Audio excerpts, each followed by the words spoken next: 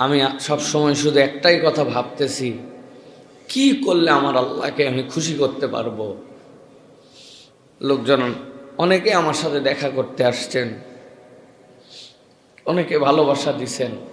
আমি বলছি যে আপনারা আমার অসুস্থতায় দেখতে আসেন নাই, আসলে এটা একটা জীবন পুনর্মিলনী। আল্লাহ রাব্বুল আলামিন আমাদেরকে হায়াত দিয়েছেন, আমি যেন বাকি জীবনটুকু নিরেট আল্লাহর জন্য ভয় ডরহীনভাবে সত্যের পক্ষে থেকে আল্লাহর দ্বীনের জন্য যেন আমি কাজ করতে পারি।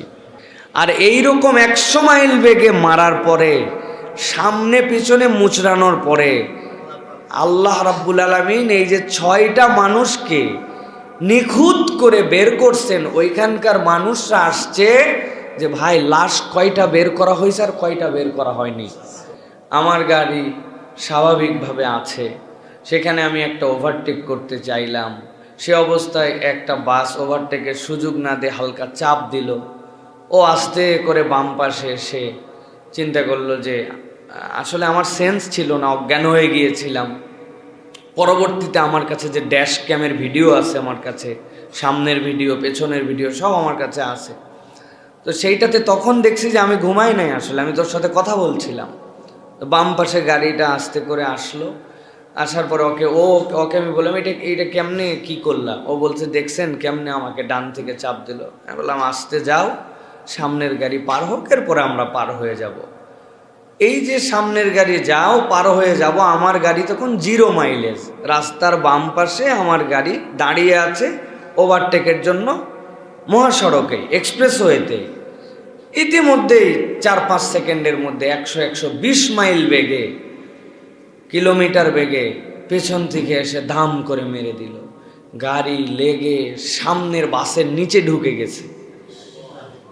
এখন সামনের বাসের নিচে যখন ঢুকছে, বাসাল আমার যতটুক ধারণা সে চিন্তা করছে যে আমার দ্বারা কোনো ক্ষতি হলো কিনা, পেছনে লাগলে কোনো দোষ নাই, কিন্তু টেনশন তো আছে।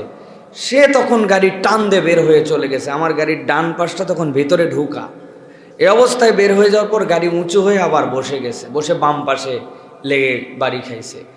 গাড়িটাতে সবসময় সব গ্লাস লাগানো, পেছন থেকে যখন ধাক্কা মারছে এত বিকট শব্দ হয়েছে যে আশপাশের দোতলা 3তলার থেকেও একজন ইমাম সাহেব ছিলেন, উনি পরিমরি করে দৌড়ায় চলে আসছেন যেখানে বোমা বিস্ফোরণ হলো কিনা।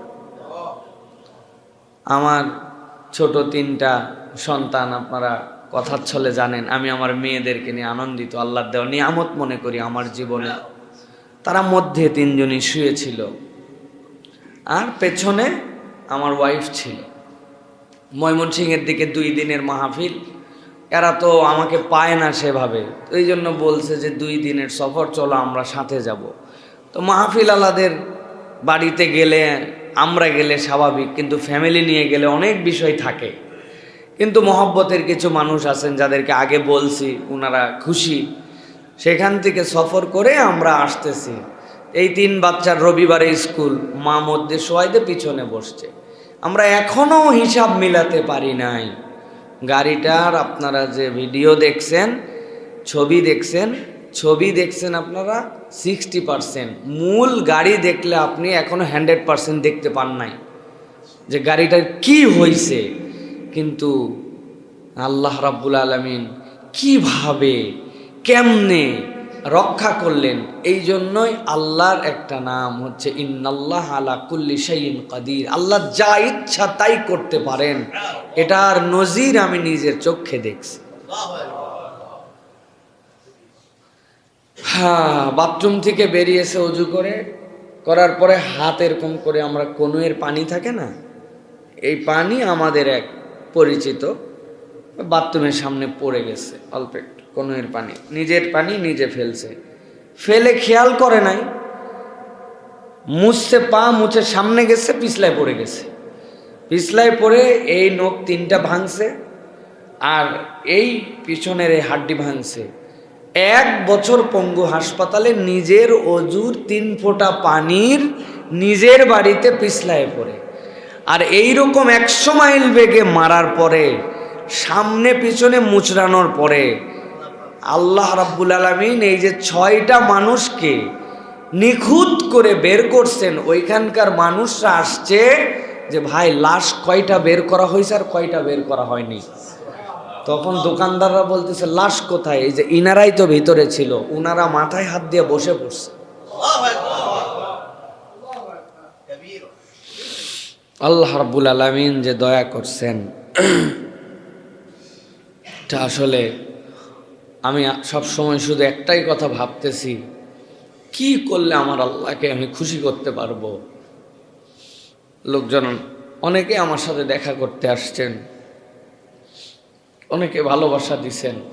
আমি বলছি যে আপনারা আমার অসুস্থতায় দেখতে আসেন নাই, আসলে এটা একটা জীবন পুনর্মিলনী। আল্লাহ রাব্বুল আলামিন আমাদেরকে হায়াত দিয়েছেন, আমি যেন বাকি জীবনটুকু নিরেট আল্লাহর জন্য ভয় ডরহীনভাবে সত্যের পক্ষে থেকে আল্লাহর দ্বীনের জন্য যেন আমি কাজ করতে পারি। আর আল্লাহ রাব্বুল আলামিন যেন আমাকে শাহাদতের মৃত্যু নসিব করেন, এইটুকুই আপনাদের কাছে আরজি দোয়া। সাথে সাথে বলবো যে বাংলাদেশে বিশেষ করে মুরগি বাহিত যে ট্রাক, আমি প্রশাসন সহ আমাদের কথা যারা শোনেন, সারা দেশে যারা মুরগি পরিবহন করেন, এই ব্যবসার সাথে যারা জড়িত আছেন, আমি তাদেরকে বলবো যারা এই রাস্তায় চলাফেরা করেন মুরগিবাহিত ট্রাক, এদের যে চলাফেরার উগ্রতা, এদের যে রোডের মধ্যে উশৃঙ্খলতা, মানে বেহিসাব, ওদের অনেকগুলো ক্যালকুলেশন থাকে। শেষ রাত্রে যে পাইকারি মার্কেট ধরা লাগে, মুরগি বেশি সময় থাকলে মৃত্যুর হার বেড়ে যায়, অনেক কিছু থাকে। কিন্তু তাই বলে এরকম বেপরোয়া হওয়া, কেননা আমাদের কাছে যে ভিডিও আছে, আমরা কাউকে ব্লেম দিচ্ছি না, কিন্তু এই ভিডিও দেখলে আমার ওয়াইফ সহ সকলে বলছে যে গেমের মধ্যে যেরকম ট্র্যাকের মধ্যে থেকে একটা গাড়িকে পেছন থেকে মেরে সরায় দিয়ে জিততে চায়, ওই মারার ধরনটা দেখলে কোনো স্বাভাবিক মানুষ বলবে না যে এইটা একটা অ্যাক্সিডেন্ট। হয় সে মাতাল ছিল, অথবা সে এমনভাবে মারছে যেন আমরা মরে যাই। আমরা জানি না, ইন্না বা'দা যন্নি ইসম, আমরা এগুলো জানি না আসলে ঘটনা কি। আপনারা আরও জানলে অবাক হবেন। সেই ট্রাক ধরছি আমরা, সেই ট্রাক আমাদের নিয়ন্ত্রণে আছে, সেই ড্রাইভারকে আমরা ধরছি। সেই ড্রাইভার, পৃথিবীর ইতিহাসে কোনো ড্রাইভার অ্যাক্সিডেন্টের পর আসে না, ও আশপাশেই থাকে, জনগণের মধ্যে মিশে। কিন্তু সে দেখছে যে এতগুলা মানুষ, তার ধারণা সবাই মরে গেছে, এখন তো মৃত মানুষ নিয়ে মানুষজন ব্যস্ত থাকবে। ইতিমধ্যে সে আসছে, তার হেল্পার যখন তার সাথে একটু কথা বলছে, তখন জনগণ বুঝে ফেলছে যে এটা ড্রাইভার, ধরে ফেলছে তাকে। তো আমরা বলবো এই যে রোডের উশৃঙ্খলতা, বিশৃঙ্খলা, এইগুলা বিষয় থেকে আমাদের সকলকেই সতর্ক হওয়া উচিত। আমার অ্যাক্সিডেন্টের ইমিডিয়েট পরে ওই ইয়েতেই, চন্দ্রার কিছু আগে এই জায়গাতে আরেকটা গাড়ির অ্যাক্সিডেন্ট হয়েছে। একটা ট্রাক আরেকটা ট্রাককে মেরে দিছে পেছন থেকে। ওই ট্রাক সামনেও বাড়ি খায় নাই, আপনারা দেখবেন নিউজে আসছে। ড্রাইভার হেল্পার জায়গাতেই মারা গেছে দুইজন। ট্রাকের পেছনে মারছে, আর আমার গাড়িতে পেছন থেকে মেরে সামনে যায়, আবার পেছনে এসে সামনে বামে ধাক্কা খেয়ে রব্বুল আলামিন কিভাবে রক্ষা করলেন। এটা আল্লাহ রব্বুল আলামিনের দয়া ছাড়া আর কিচ্ছু না।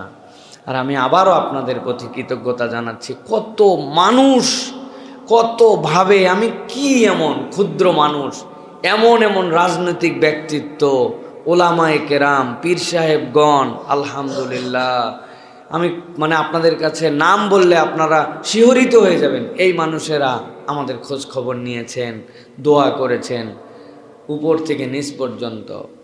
একজন ফকির আমার সাথে গতকালকে দেখা করতে আসছে, প্রতিবন্ধী ভিক্ষুক, বলে হুজুর আমার একটা ভাঙ্গাচুরা ফোন আছে, ওই ফোনে রাত দিন আপনার ওয়াজ শুনি। আমি যখন শুনছি যে আপনি অসুস্থ, সে 2টা কমলা নিয়ে আমার বাড়ির নিচে আমার সাথে দেখা করতে আসছে। আসলে আমার অনেক ভুল, অনেক গুনাহ-খাতা, অনেক আপনাদের সাথে আচরণে আমার কমতি আছে, আমি জানি। বিশেষ করে আমরা মাহফিলের লোক, বিভিন্ন জায়গায় যাই, কমিটিদের সাথে বিভিন্ন ধরনের কথাবার্তা হয়, আমাদের কমিটমেন্ট আমরা ফুল করি, তারা অনেক সময় উল্টাপাল্টা করেন। আমাদের সাথে তাদের বোঝাপড়ায় অনেক সময় ভুল হয়, অনেক কথা হয়, আমি জানি অনেকে আমাদের দ্বারা কষ্ট পান, কিন্তু আমি আপনাদের কাছে আজকে অনলাইনে অফলাইনে সকলের কাছে আমি ক্ষমা চাইলাম। আপনাদের কোনো কারণে কোনোভাবে যদি আমি আপনাদেরকে কষ্ট দিয়ে থাকি, আমার ছোট ভাই হোক, আমার বড় ভাই হোক, আমার পরিচিত অপরিচিত, আল্লাহর হস্তে আমাকে আপনারা ক্ষমা করে দিবেন। আর আমি আগামী থেকে আমার আচরণ আরও শুধরাই নিয়ে চলার জন্য চেষ্টা করব, এই প্রতিশ্রুতি আপনাদের কাছে দিলাম। আল্লাহ রাব্বুল আলামিন যেন এই বাকি হায়াতটুকুকে, এই বোনাস জীবনটুকুকে আল্লাহ রাব্বুল আলামিনের জন্য কাজ করার মতো তৌফিক দান করেন।